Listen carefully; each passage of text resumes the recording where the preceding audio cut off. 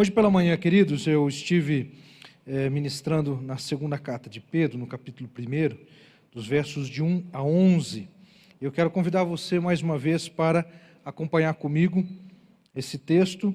Leremos agora a partir do versículo 12. 2 Pedro, capítulo 1, a partir do verso 12. Durante a semana, a mensagem do culto da manhã será compartilhada. Depois você pode acessar, no caso daqueles que não estiveram conosco pela manhã, que não assistiram à transmissão do culto. Obrigado, Will. Te abençoe. Como é algo que nós estamos compartilhando a partir de uma exposição bíblica, então convido você a acompanhar comigo a leitura do texto, 2 Pedro, capítulo 1, verso 12. Por esta razão, sempre estarei pronto para fazer com que vocês se lembrem destas coisas, embora já as conheçam e tenham sido confirmados na verdade que receberam. Também considero justo, enquanto estou neste tabernáculo, despertar essas lembranças em vocês, certo de que estou prestes a deixar o meu tabernáculo, como efetivamente nosso Senhor Jesus Cristo me revelou.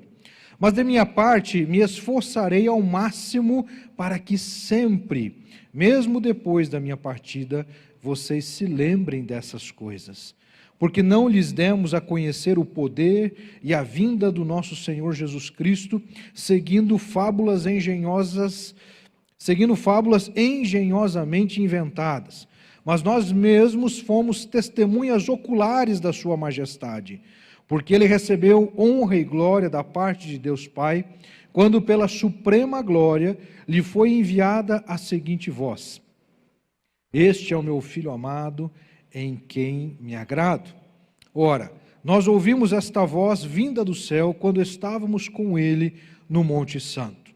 Assim temos ainda mais segura a palavra profética, e vocês fazem bem em dar atenção a ela, como a uma luz que brilha em lugar escuro, até que o dia clareie e a estrela da alva nasça no coração de vocês. Primeiramente, porém, saibam que nenhuma profecia da Escritura provém de interpretação pessoal, porque nunca, jamais, qualquer profecia foi dada por vontade humana. Entretanto, homens falaram da parte de Deus, movidos pelo Espírito Santo. Que Deus abençoe a leitura da sua palavra e aplique aos nossos corações. Amém? Senhor nosso Deus e nosso Pai, coloco-me, ó Deus, diante da Tua igreja nesse momento, ao lermos, ó Deus, esta porção das Escrituras, dá-nos compreensão, que possamos, ó Deus, sermos assertivos na forma de transmiti-la, e a todos que ouvem também, ó Deus, com a postura adequada, com o coração, ó Deus, aberto para receber a Tua palavra. Que tudo seja para a glória e honra do Senhor, em nome de Jesus.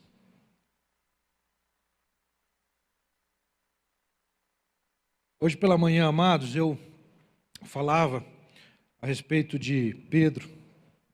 Eu quero continuar a partir do que ele registrou, trazendo nessa noite alguns ensinamentos que jamais podem ser esquecidos, porque essa foi uma das intenções de Pedro ao escrever esta segunda carta.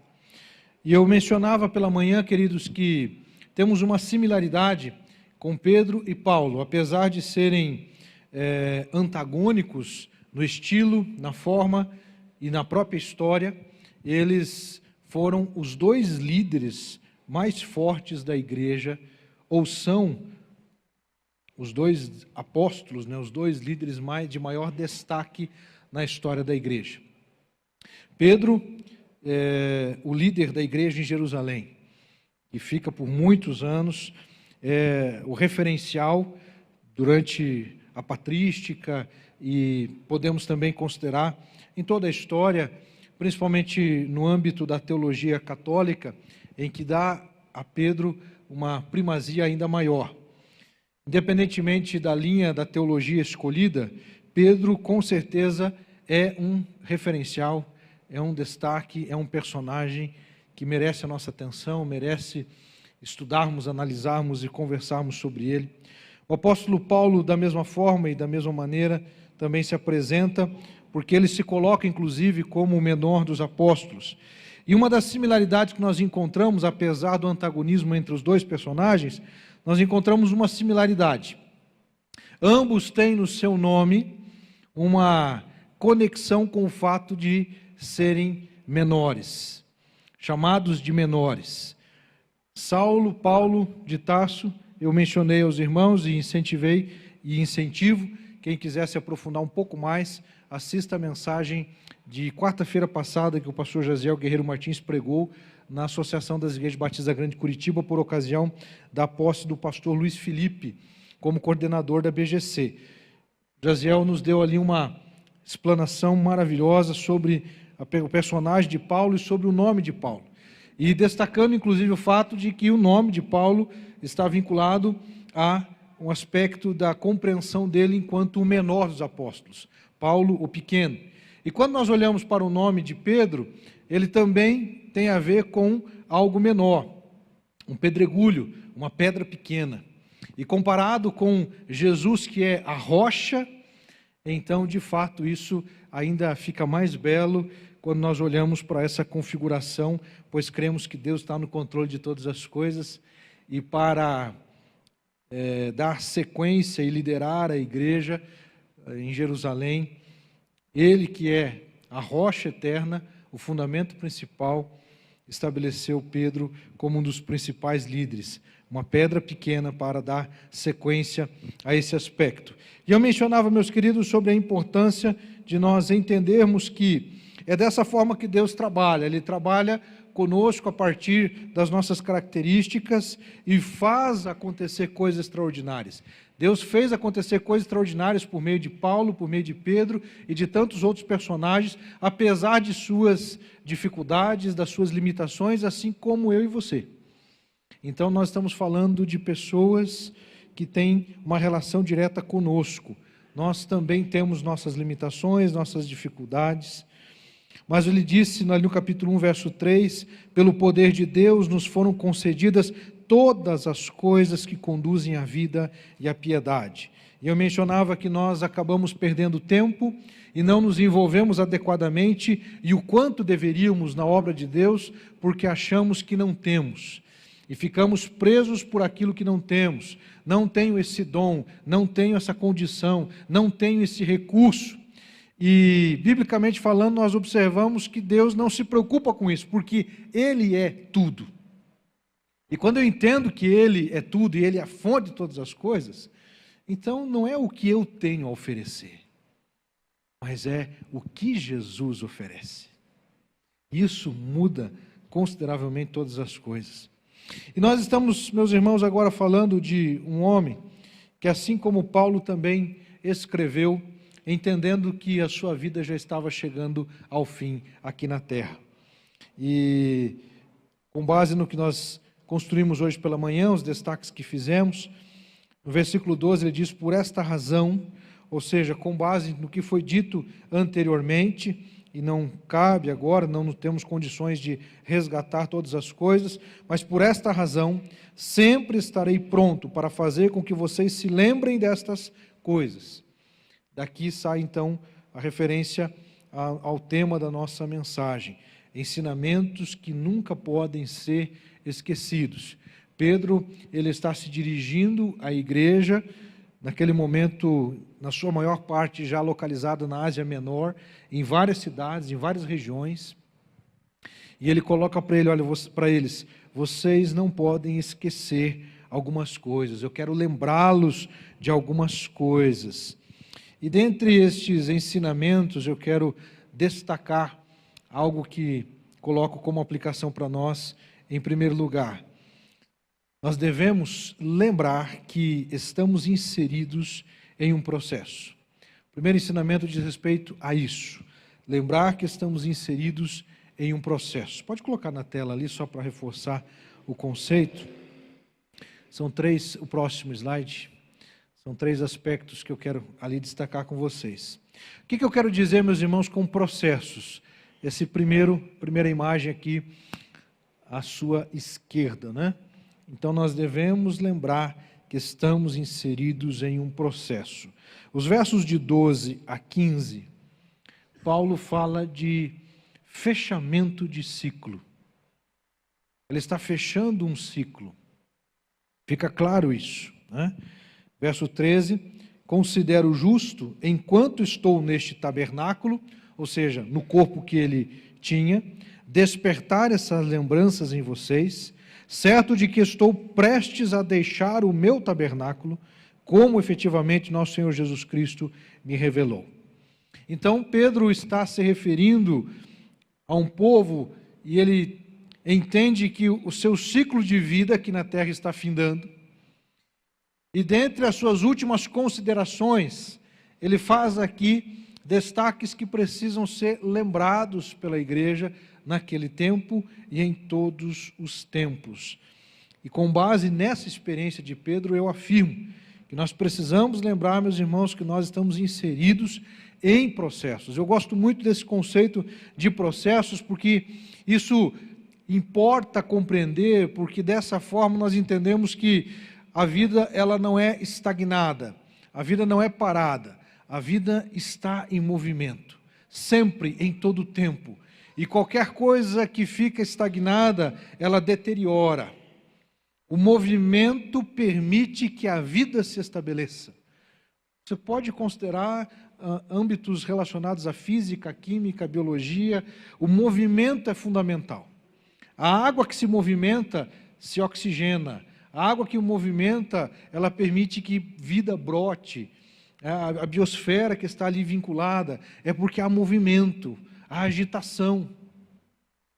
E às vezes, amados, nós queremos assimilar uma ideia de morosidade, ou digamos assim, vamos levar a vida assim, numa boa, num certo sentido, né? Porque, afinal de contas, daqui nada levaremos. E às vezes até usamos a Bíblia para fazer esse tipo de expressão. Eu entendo, meus queridos, que tudo tem que ser muito bem dosado. Mas se nós olharmos para os personagens bíblicos, nós encontramos aqueles que deixaram uma marca indelével, aqueles que deixaram uma marca significativa, foram homens e mulheres que realmente estiveram em movimento, vivendo estes processos em sua plenitude. Pedro, ele já está se aproximando do final da sua vida, já avançado em idade, mas ele compreende e entende a necessidade de continuar instruindo e ensinando a igreja. Nós estamos inseridos em um processo contínuo de crescimento e não podemos parar. Contudo, meus queridos, nós precisamos nos preparar para os ciclos naturais da vida. A velocidade muda, mas nós não podemos parar. Quando você entra num processo de reflexão sobre planejamento de carreira e planejamento de futuro, existem tempos, existem momentos em que a intensidade terá que ser mais forte, né? Você precisará se lançar em determinados projetos com maior força, com maior intensidade. Chega um momento na vida em que a gente precisa diminuir a velocidade. Mas diminuir a velocidade não diz respeito a pararmos. É preciso continuar, apenas devemos nos adaptar à circunstância que o momento traz para cada um de nós. Outro ensinamento que eu entendo estar vinculado a essa ideia de processo é a ideia, meus irmãos, que a vida é um ato contínuo e, enquanto igreja e povo de Deus, nós precisamos continuar firmes trabalhando até que Ele venha, até Jesus Cristo voltar. Quando a igreja passa por esse processo de transição pastoral, ela está vivendo exatamente o fechamento de um ciclo e a abertura de um novo. É normal que muitas vezes estejamos pensativos e reflexivos sobre este ciclo que está se findando. E graças a Deus, né, tem alguns que se entristecem, né? Graças a Deus, né? Senão eu acho que ia ficar meio complicada a situação. Mas graças a Deus, meus irmãos, que o povo amadure e entende que a vida continua, a obra continua. E Deus está criando, Deus já está começando o movimento de um novo ciclo. E para que este movimento de um novo ciclo seja tanto quanto, e eu espero, muito mais abençoado do que foi este, você é uma peça-chave nisso tudo. Você, membro dessa igreja, precisa entender a importância de manter-se ativo, manter-se conectado, manter-se comprometido, manter-se em consagração, para que este ciclo, meus irmãos, seja saudável, tanto para aquele que se fecha, quanto para aquele que começa. Exigirá de todos nós mudanças e adaptações. Eu entendo que é cabível, meus irmãos, fazer essa reflexão com a igreja, na minha condição, como pastor que está deixando a liderança do pastoreio desta igreja, já assumi o novo desafio frente à convenção, que é totalmente diferente dessa realidade. Como é gostoso, meus irmãos, estar aqui do meu ladinho, do lado esquerdo, né? Você já sabe que eu fico daquele lado lá, poder cantar, adorar, estar conectado, cultuando a igreja nessa condição.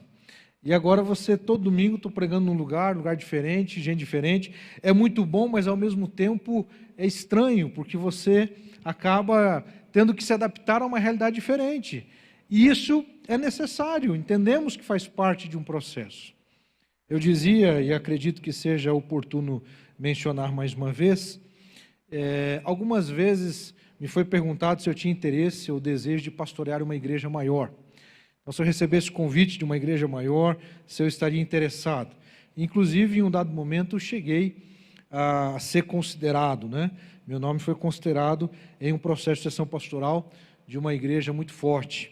E essa experiência foi muito clara. E algo que eu disse e comento, meus irmãos, eu nunca projetei e sonhei com isso. Meu desejo era sempre estar conectado à IBNM e ver a igreja crescer. Não ir para uma igreja grande, mas que a IBNM se torne uma igreja grande. E Deus tem nos dado essa graça de viver essa experiência. Pastor, mas então por que dessa mudança? Porque diz respeito a um processo diferente, é algo diferente que Deus movimentou, as águas se movimentaram de um jeito diferente e entendemos claramente que Ele estava nos conduzindo para o fechamento deste ciclo. E quando eu entendi de Deus que o fechamento na IBNM era o fechamento de um ciclo, claramente ficou firme no meu coração. Deus deseja trazer um novo ciclo para a IBNM.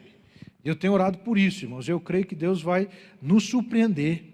E eu vou voltar ou vou continuar, não sei como é que as coisas vão se estabelecer, mas nós vamos nos alegrar com grandes coisas que Deus vai fazer na sequência. Amém? E você faz parte disso. Você está conectado a isso. Continue. Então nós estamos inseridos em um processo. E eu preciso também preparar o meu coração para entender que nós não somos, lembra daquela expressão, ninguém é insubstituível? Ela não é uma verdade plena, porque em um certo sentido, sim, nós somos insubstituíveis. Por quê? Porque a pessoa que entrará no nosso lugar, fazendo o que nós fazíamos, tem o seu jeito de fazer, que pode ser melhor, pode ser igual ou pode ser pior. Mas o fato é que será diferente. E algo que nós também temos que lembrar, meus irmãos, e entender e considerar, é que existe a necessidade de nos prepararmos para os ciclos. E aqui eu estou diante de uma congregação que tem pessoas muito jovens e pessoas já com muita experiência. E eu quero, no primeiro momento, me dirigir àqueles mais jovens. O que você está fazendo, meu querido, para se preparar para o futuro? O que você está fazendo para se preparar para a sua aposentadoria? Quem já é aposentado? Levanta a mão aí. Tem alguns aí. Alguns abençoados, né? Privilegiados aí. Quem, meus irmãos, ainda não se aposentou e está pagando pedágio, já está no pedágio para se aposentar, tem alguém aí? Opa, tem gente aí pagando pedágio para se aposentar. falta pouco. A maioria, meus irmãos, prepare bem o seu coração, cuide da sua saúde, porque você precisará trabalhar um pouco mais, né, para se aposentar, né? E eu queria considerar, meus irmãos, algo muito importante, porque aposentar-se não é ficar de braços cruzados, assistindo, meus irmãos, as entrevistas, os noticiários, ou lendo um jornal, ainda que isso também possa ser feito. Nós temos que lembrar, amados, que a vida cristã não considera no nosso horizonte a aposentadoria. Eu lembro de um amigo meu, foi minha ovelha, ele era marinheiro, foi marinheiro, e ele dizia, morava lá no Rio de Janeiro, enquanto marinheiro era o lugar onde ele servia, e então ele dizia assim, um sonho dele era se aposentar, comprar uma chácara aqui no Paraná e morar na chácara. E quando eu conheci, já fazia uns 5 anos que ele havia comprado a chácara. E daí eu perguntei, e daí, meu irmão, como é que tá? O pastor, não vejo a hora de vender esse negócio. Olha, foi uma alegria quando eu comprei, mas vai ser maior ainda quando eu vender. Ele falou, dá muito trabalho, pastor, Deus o livre. Tem que cortar isso, tem que fazer aquilo, tem que dar comida para os bichos, tem não sei o quê, e tem que cuidar porque ladrão entra. E aqui, região metropolitana de Curitiba, né?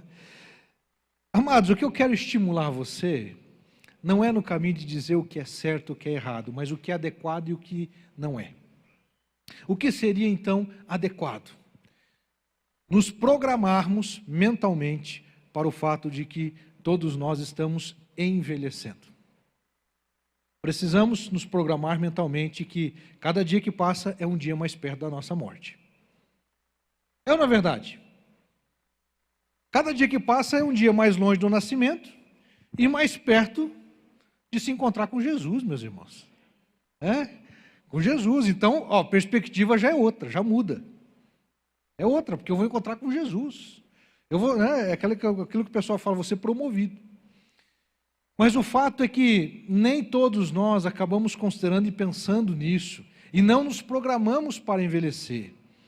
E o envelhecimento, ele traz consigo características que precisamos considerar antes de chegarmos lá, para nos prepararmos e envelhecermos bem, para nos tornarmos velhinhos e velhinhas, né? E aí não se ofenda aquele que já se considera como tal, no bom sentido, mas um velhinho bacana, legal. Meus irmãos, eu quero envelhecer e me tornar um velhinho show de bola. Quero ser um velhinho que o pessoal diz, eu gosto desse camarada aqui, né? Porque envelhecer, meus irmãos, e ficar ranzinza é um negócio complicado. E isso depende do quê? Depende de quem? Depende do outro? Depende de nós, depende da gente. Então nós precisamos nos programar. Pedro estava percebendo, o meu ciclo está fechando. Está fechando meu ciclo. E aí é uma perspectiva importante. Não é entrar em depressão porque o ciclo está fechando. Mas é entender que faz parte da vida e eu preciso continuar contribuindo da melhor maneira possível. É isso que eu vejo Pedro dizendo, eu faço essa leitura. Pedro dizendo assim, olha, eu quero aproveitar os últimos momentos que tenho para fazer aquilo que eu amo fazer, que é ensinar pessoas, é orientar pessoas, é lembrar vocês de quem é Jesus Cristo, de quem foi Jesus Cristo. E por isso ele diz ali no verso 15, de minha parte me esforçarei ao máximo para que sempre, mesmo depois da minha partida, vocês se lembrem dessas coisas. É interessante que, guardadas as devidas proporções, Pedro, meus irmãos, ele não está desacelerando, chegando ao final de um ciclo. Ele quer ainda continuar acelerando. Eu vou me esforçar ao máximo, dentro das suas condições e capacidades. E esse é o ponto. Nós precisamos entender que a vida é feita de ciclos, e em todos os ciclos eu preciso me doar ao máximo, dentro das características e conjunturas daquele ciclo. Isso é viver a vida de modo que vale a pena. Isso é viver de um modo saudável, inspirador, que inspira pessoas. Nós precisamos, urgentemente, entender, meus irmãos, que, sim, existem características e conjunturas que enfermidades, desgastes podem acontecer, mas o meu coração precisa estar disposto a continuar dando o máximo para o meu Senhor. Segundo ensinamento que eu quero destacar a partir do que Pedro nos fala, lembrar que todos somos testemunhas de Jesus. Vivemos a partir de um relacionamento pessoal com Cristo e nossa mensagem não pode ser dissociada daquilo que vivemos com Cristo. Somos testemunhas, versos 16 a 18, porque não lhes demos a conhecer o poder e a vinda de nosso Senhor Jesus Cristo, seguindo fábulas engenhosas e inventadas, mas nós mesmos fomos testemunhas oculares da sua majestade. Fomos testemunhas oculares da sua majestade. Porque ele recebeu honra e glória da parte de Deus Pai, quando pela suprema glória lhe foi enviada a seguinte voz: este é o meu Filho amado em quem me agrado. Ora, nós ouvimos esta voz vinda do céu, quando estávamos com ele no Monte Santo. Guardadas as devidas proporções, a experiência que Pedro teve é algo que não será reproduzida por nenhum de nós, da forma e da maneira como aconteceu. Mas, similarmente, nós precisamos buscar ter experiências com Deus tão marcantes que sirvam de referência para a nossa fé e para a fé das outras pessoas. Claro, meus irmãos, que nós não podemos nos comparar a Pedro no sentido de que ele, juntamente com Tiago e João, estiveram no Monte da Transfiguração. Aquela foi uma experiência que somente aqueles três tiveram. Somente eles tiveram essa experiência. Ninguém mais. Eles foram privilegiados. Mas o que eu quero chamar a atenção é o fato de que nós também podemos e devemos buscar ter experiências marcantes com nosso Senhor e Salvador Jesus Cristo. O que é uma testemunha ocular? É uma pessoa que viu algo acontecer. Quando ele diz que nós fomos testemunhas oculares da majestade de Jesus, é porque eles viram Jesus, eles andaram com Jesus, estiveram com Jesus, ouviram a voz, e olha que coisa maravilhosa que esse texto na carta de Pedro nos apresenta. Pedro teve a oportunidade de ouvir a voz de Deus em dois momentos muito importantes. No momento do batismo de Jesus, em que Pedro ouviu lá a voz: este é o meu Filho amado em quem me comprazo. E ele ouviu essa mesma voz no Monte da Transfiguração. Agora, queridos, a nossa experiência não será igual à de Pedro, na mesma proporção, nas mesmas conjunturas, obviamente porque é impossível, mas nós podemos também termos experiências em que nós ouvimos a voz de Deus de maneiras peculiares àquilo que nós estamos vivendo. Ser testemunha é dar evidência. A essência da palavra testemunha é dar evidência. Evidência daquilo que estamos vendo e ouvindo, daquilo que vimos. É dar evidência, meus irmãos, de que realmente Jesus Cristo fez o que fez e nós pudemos, então, ser ali testemunhas de todo aquele processo ou de algo especial. Quando nós olhamos para esta palavra, nós nos deparamos com a expressão que diz respeito a acompanhar algo com os próprios olhos. Algo que esteve vinculado a uma vivência pessoal. Eu vivi isso, não me contaram, eu vi isso.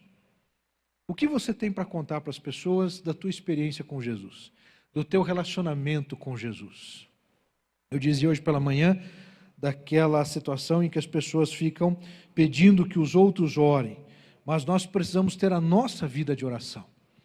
Precisamos ter as nossas experiências de oração. A mesma coisa acontece, meus irmãos, com os nossos filhos. Nós precisamos ensiná-los e mostrar para eles que as experiências que tivemos, eles também podem ter e podem ter ainda maiores. De aprender a depender de Deus e assim por diante. Quais são as experiências marcantes na sua vida? Quais são os marcos de Deus na sua história, na sua trajetória? Todos podemos ter e todos devemos ser testemunhas daquilo que Jesus Cristo fez na minha vida. O que Jesus Cristo fez na sua vida? Você tem alguma coisa para contar? Sim ou não? Você está contando? Esse é outro ponto.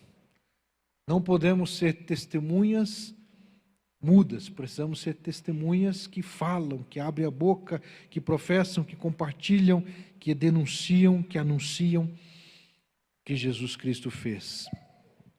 O verso de número 18 diz: nós ouvimos esta voz vinda do céu quando estávamos com Ele no Monte Santo. E quando voltamos para aquela passagem, diz o texto que Pedro disse assim: vamos fazer aqui algumas barracas, algumas cabanas, algumas tendas, e vamos ficar por aqui. E Jesus então depois, logo na sequência, fala sobre a importância de voltarem. Amados, nós precisamos, de fato, intencionalmente buscarmos vivenciar experiências com Deus, onde nós somos impactados por algo que o Senhor fez em nossa história e nós podemos levar adiante. Ensinamentos que não podem ser esquecidos. Todos estamos em um processo. Todos somos testemunhas de Jesus. Em terceiro e último lugar, precisamos lembrar que as Escrituras precisam ser valorizadas e jamais devem ser substituídas. O terceiro ensinamento diz respeito às Escrituras. Eu entendo ser muito oportuno esse momento, queridos, porque creio que Deus está conduzindo e trará um homem de Deus segundo a sua vontade para conduzir a liderança pastoral da igreja. E acredito que, consequentemente a isso, e atrelado a isso, essa pessoa terá a percepção clara de ensinar aquilo que a Bíblia diz. Mas eu agora me coloco na condição de Pedro, não no sentido... Não recebi nenhuma revelação, meus irmãos, que eu vou me encontrar com Jesus, tá? Mas é no sentido de um fechamento de ciclo, né? Pelo menos não por enquanto, né? Eu quero, pelo menos, pegar meus netos no colo, né? Pelo menos. Na verdade, é aquilo que eu já comentei com os irmãos, meu contrato é até 90, né? Até os 90. A gente depois negocia mais um aditivo ainda. Mas o fato é que nós precisamos, queridos, entender que existe algo inegociável. E na condição de um pastor que está fechando um ciclo de quase 11 anos com a igreja, e esse ciclo está chegando bem pertinho. Essa semana, irmãos, eu completo 11 anos de pastoreio aqui na igreja. Ainda que esteja já agora de lambuja, né? Esses últimos dias aqui, né? Tá vindo de lambuja. Sabe o que é lambuja, né? De acréscimo, né? Tá vindo um pouco a reboque aqui. Mas fecha-se o ciclo de 11 anos. Eu quero dizer a vocês, meus irmãos, algo muito importante. Não importa o que venha, quem venha e o que aconteça daqui para frente. Nunca permitam que as Escrituras percam o valor que ela tem para essa igreja. Nunca permitam, meus irmãos, que nesse púlpito sejam trazidos ensinamentos que não sejam ensinamentos baseados nas Escrituras. Claro que existem muitas formas de aplicar, de trazer, de ensinar, abordagens, mas a palavra de Deus precisa ser, meus irmãos, o fundamento, o que norteia as decisões, os processos. A Bíblia, as Escrituras precisam ser valorizadas. E aqui nos diz aqui o verso 19: assim temos ainda mais segura a palavra profética, e vocês fazem bem em dar atenção a ela, como a uma luz que brilha em lugar escuro, até que o dia clareie e a estrela da alva nasça no coração de vocês. Primeiramente, porém, saibam que nenhuma profecia da Escritura provém de interpretação pessoal, porque nunca, jamais, qualquer profecia foi dada por vontade humana. Entretanto, homens falaram da parte de Deus, movidos pelo Espírito Santo. Então, este livro não é mais um livro, ele é uma coleção de livros. É a palavra de Deus, não contém, ela é a palavra de Deus. Não precisa, meus irmãos, ser atualizada enquanto os ensinamentos que nela estão escritos. Precisamos encontrar maneiras de ensinar o conteúdo bíblico para os dias atuais. Isso tem a ver com a maneira de ensinar, tem a ver com a maneira de transmitir o conteúdo bíblico, mas a mensagem não muda.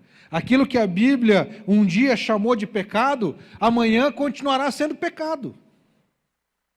Isso é muito sério, irmãos, porque o que está acontecendo nos nossos dias é esse tipo de adaptação. Não, não é bem assim. No passado isso era pecado, hoje não é mais. Como assim? Meus irmãos, pecado continua sendo pecado, ontem, hoje e amanhã. Até Jesus voltar, aquilo que a Bíblia mostra, que nos dirige, nos conduz para entender que é inadequado, é errado, continua estabelecido, não muda, não altera. Agora, a forma, o conteúdo, como ser igreja, são coisas que nós precisamos sim ter coragem para mudar, inclusive, algumas coisas. Outra questão importante, meus irmãos, um dos principais grupos históricos cristãos acabaram colocando outras duas autoridades acima da Bíblia. A autoridade do líder maior da igreja, a autoridade da tradição da igreja e daí a autoridade bíblica. Enquanto batistas, nós estabelecemos e cremos que a Bíblia é a nossa única regra de fé e prática. Então não existe outra autoridade sobre as Escrituras. A Convenção Batista Brasileira, a Aliança Batista Mundial, não é autoridade acima da Bíblia, nunca, jamais. A nossa autoridade, meus irmãos, é a Bíblia, a partir dela.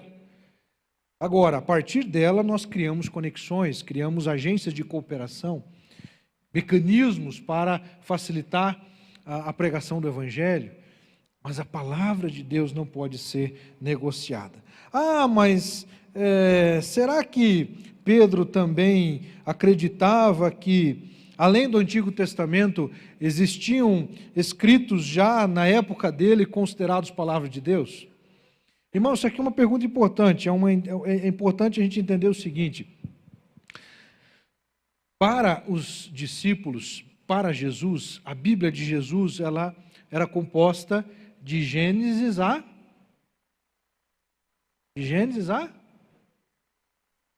Malaquias. Tá? É o cânone do Antigo Testamento. Essa era a Bíblia de Jesus, de Gênesis a Malaquias.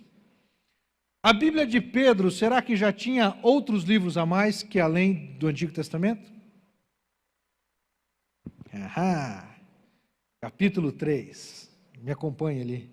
Capítulo 3, versos 15 e 16. Capítulo 3, verso 15. Considerem a longanimidade do nosso Senhor como oportunidade de salvação. Só para os irmãos entenderem aqui, no capítulo 3, Pedro está escrevendo sobre a volta de Jesus. Ele está falando sobre o fim do mundo. Capítulo 3 de Pedro vai trazer detalhes, irmãos, de como o mundo vai acabar. Se você não sabe como o mundo vai acabar, depois você chega em casa e lê o capítulo 3 de Pedro, de 2 Pedro, tá? Está ali. E agora ele vai dizer para nós aqui no verso 15: considerem a longanimidade do nosso Senhor como oportunidade de salvação, como também o nosso amado irmão Paulo escreveu a vocês, segundo a sabedoria que lhe foi dada. Olha só, o nosso amado irmão Paulo escreveu a vocês, segundo a sabedoria que lhe foi dada, ao falar a respeito destes assuntos. Quais assuntos? O fim do mundo. Ao falar a respeito destes assuntos, como de fato costuma fazer em todas as suas cartas, nelas há certas coisas difíceis de entender. Meus irmãos, se Pedro tinha dificuldade de entender algumas coisas que Paulo escreveu, o que dirá nós? Eu me empolguei agora aqui, irmão. Mas não é maravilhoso a gente acessar um conteúdo desse? Então, Pedro está dizendo para nós assim, segundo a sabedoria que foi dada, ao falar a respeito desses assuntos, como de fato costuma fazer em todas as suas cartas. Nelas há certas coisas difíceis de entender, que aqueles que não têm instrução e são instáveis deturparão, como também deturparam as demais escrituras. Olha que ensino importante, irmãos. Pedro está classificando os escritos de Paulo comparado às escrituras do Antigo Testamento, como as demais escrituras. Então isso é muito importante. Ainda na construção dos textos do Novo Testamento, já existiam textos aceitos como palavra de Deus. Dentre estes também já existiam uma grande, nesse momento em que Pedro está escrevendo, já havia uma grande aceitação dos evangelhos. Dos 4 evangelhos que nós conhecemos, os 4 evangelhos já eram muito bem aceitos também. Desculpe, os 4 não, porque João vai escrever bem depois, mas os outros já eram aceitos aqui nesse período em que Pedro está escrevendo. Então veja, as Escrituras, assim como Pedro está nos ensinando, nos ensinou e continua nos ensinando, nós precisamos entender que elas são palavra de Deus e elas têm um caráter inegociável. As Escrituras precisam ser valorizadas e jamais devem ser substituídas. Nenhum livro pode substituir a Bíblia, qualquer ensinamento, qualquer escrito jamais poderá substituir. Ensinamentos, amados, que nunca devem ser esquecidos. Lembremos, Deus trabalha conosco em processos, em ciclos. Em que fase você está da sua vida? Em que fase você está da sua caminhada com Deus, do seu ministério? Em todo o tempo, meus irmãos, nós temos que procurar ser frutíferos, enquanto tivermos fôlego de vida. E mais uma similaridade com Paulo nós encontramos. São poucas conexões tão preciosas, tão ricas que nós podemos fazer entre Paulo e Pedro. Além da relação de nome, nós também temos a relação da percepção que a vida está acabando. E ambos, mesmo diante do horizonte de que a vida aqui na terra estava acabando, não pisaram no freio, mas continuaram buscando mais de Deus e continuaram ensinando. Paulo diz na segunda carta a Timóteo, traga-me os livros e os pergaminhos, e ele vai dizer da importância de continuar, mesmo que o seu combate já estivesse no final. Combati o bom combate, acabei a carreira, guardei a fé. Pedro, meus irmãos, poderia fazer esse mesmo tipo de expressão, e eu gosto demais na forma que ele diz para nós aqui. Certo de que estou prestes a deixar o meu tabernáculo, de minha parte me esforçarei ao máximo. Ou seja, eu já não tenho muito tempo aqui na terra, mas o tempo que tiver, eu vou me esforçar ao máximo para cumprir com a missão que o Senhor me deu. Você tem esse estímulo e essa vontade no coração de fazer a vontade do Senhor? Convido você para que juntos possamos adorar a Deus. Uma das canções que muito mexem e tocam aos nossos corações, que é uma declaração de fé, declaração daquilo que nós adotamos como elementos que regem a nossa vida. Convido você a colocar-se de pé para adorarmos ao Senhor com essa canção, declarando que acreditamos no Senhor e na sua palavra.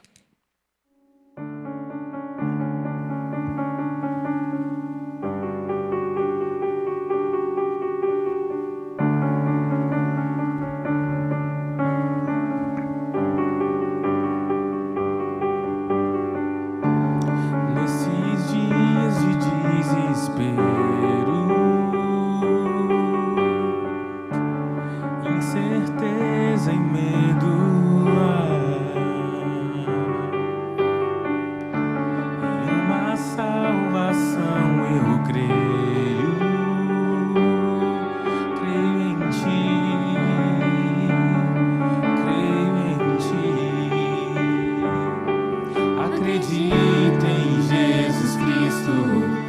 Acredito em Deus o Pai, acredito no Santo Espírito, que nos vida nova traz.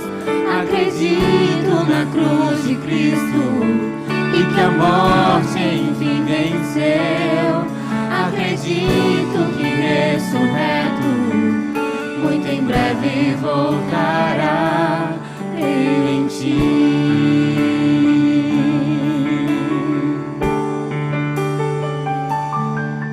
Que nossa fé não seja um hino, apenas notas em canções, e mesmo em tentações e fracos,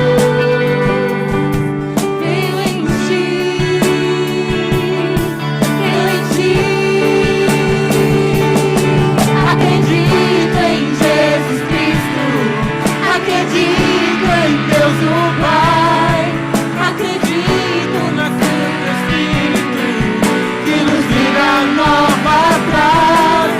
Acredito na cruz de Cristo e que a morte enfim venceu. Acredito que ressurreto muito em breve voltará. O perdido encontrou perdão, pois agora que o amor venceu, e que a igreja viva esse amor. Creio em Ti, creio em Ti, que as cadeias não prevaleceram, pois o véu rasgou e veio ao chão. Teu amor não voltará em vão. Creio em Ti, creio em Ti. Acredito em Jesus Cristo, acredito em Deus o Pai, acredito no Santo Espírito, que nos vida nova traz. Acredito na cruz de Cristo e que a morte enfim venceu. Acredito que ressurreto muito em breve voltará. Creio em Ti.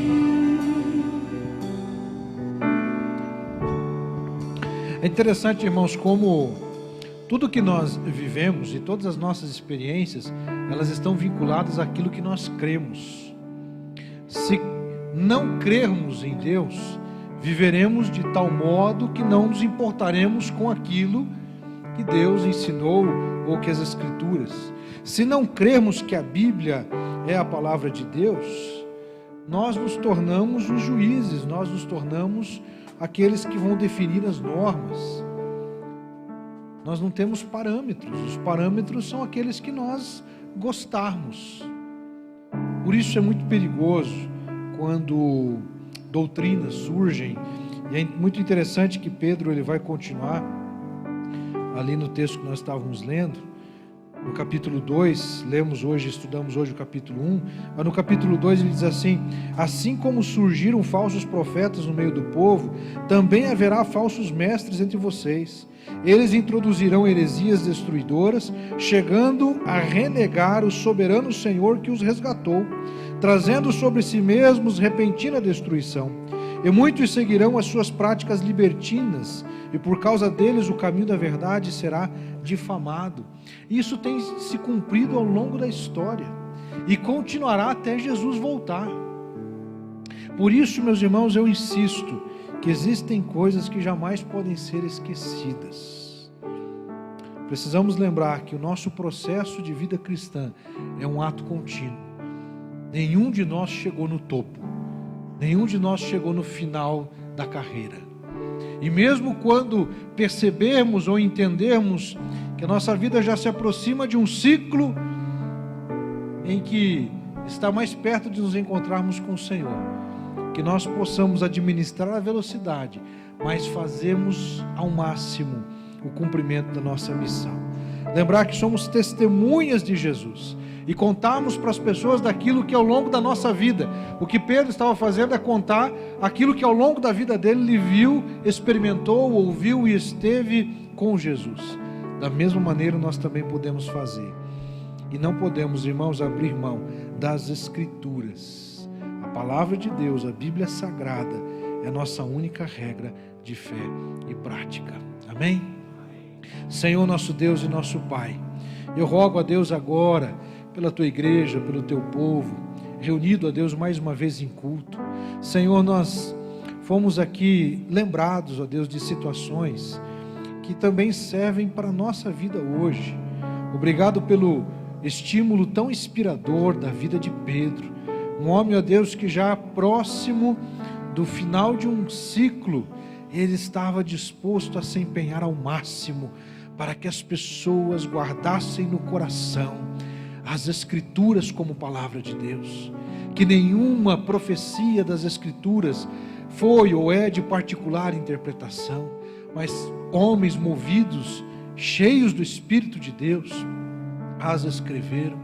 Pai, nós te louvamos e adoramos ao Senhor, porque em toda a história, Pai, mesmo a Bíblia sido alvo, ó Pai, de tentativas de extermínio, ó Pai querido, ainda muito próximo de nós, no século passado, sabemos, ó Deus, de como o nazismo tentou, ó Pai, apagar as Escrituras, mas hoje, ó Deus, a Bíblia é o livro mais lido, mais vendido, é o livro que mais circula no mundo, é a Tua palavra, Senhor.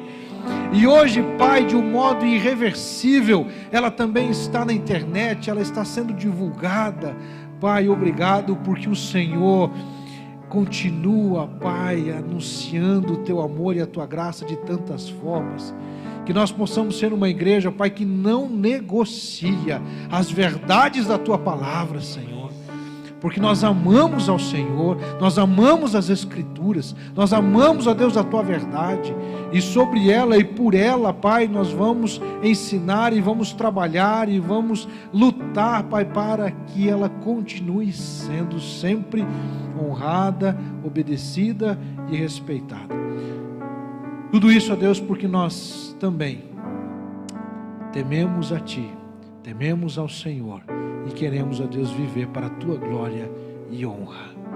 Obrigado, ó Deus, pelos ensinamentos dessa noite, que todos possamos guardá-los em nosso coração, em nome de Jesus. Amém.